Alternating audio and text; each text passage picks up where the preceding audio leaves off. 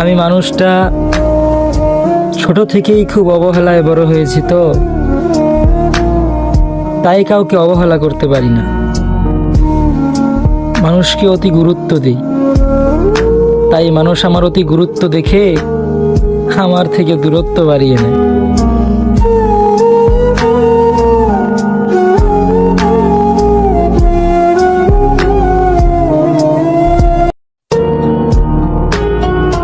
আমি মানুষটা ছোট থেকেই খুব অবহেলায় বড় হয়েছি, তো